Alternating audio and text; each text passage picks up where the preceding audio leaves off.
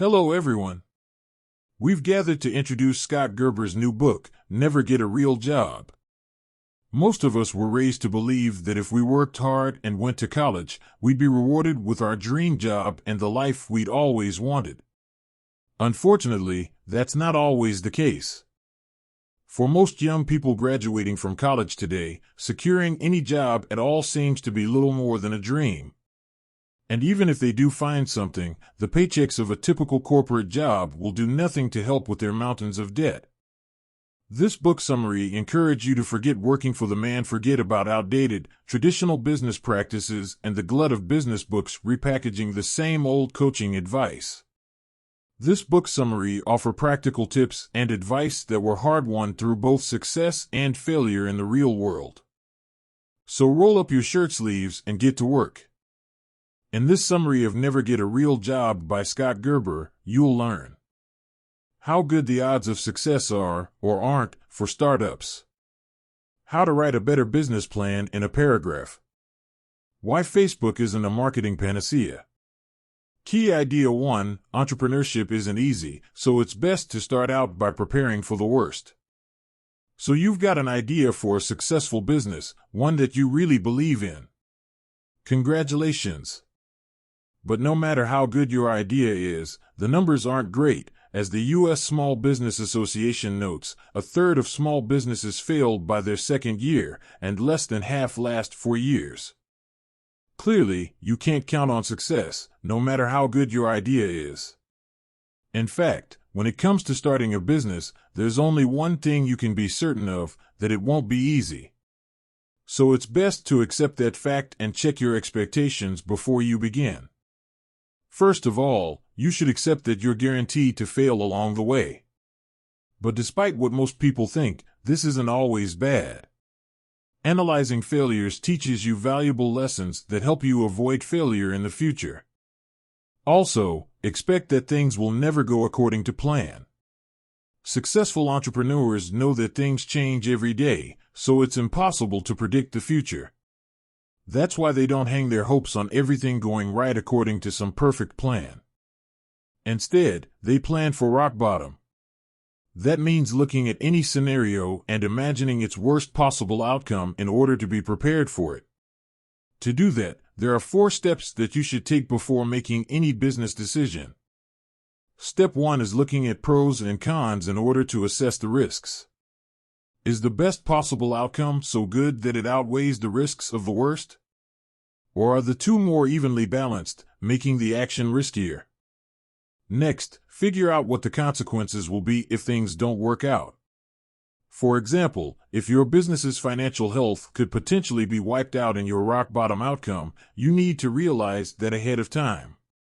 The third step is figuring out whether the thing that you're considering doing would seem like a good idea at any point in time. If not, if you can imagine yourself regretfully looking back at it as having seemed like a good idea at the time, you should definitely think twice before proceeding. Finally, examine your alternatives. If your number 1 plan doesn't work out, what's next? Could, in fact, plan number 2 be a better option in the first place? It may not be as fun as imagining a scenario where everything works out perfectly, but being prepared for every eventuality makes you a more resilient entrepreneur in the long run. Key idea 2, making the most of what you have will get your startup up and running. Let's face it, when you start a business from scratch, there's a ton of uncertainty, and you don't have a lot of knowledge or resources at your disposal. But whining about it is a waste of time. Instead, you need to make the most of what you do know. Start by showing who you really are. By being authentic in your interactions with customers, you become more relatable, and it makes customers like and respect you.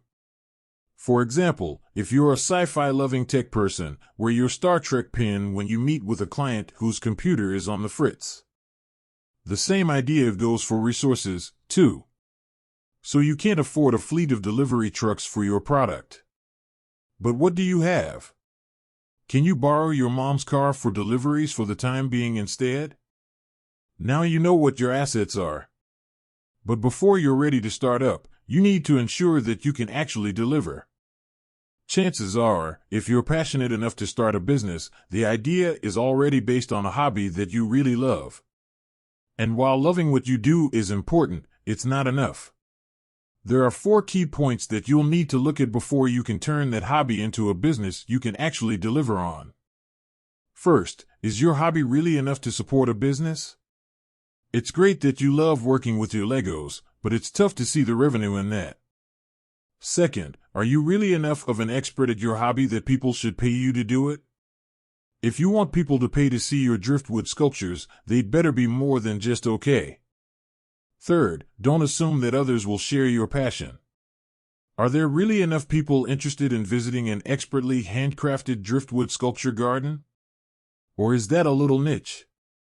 Fourth, make sure it's realistic that you can make it happen on your own.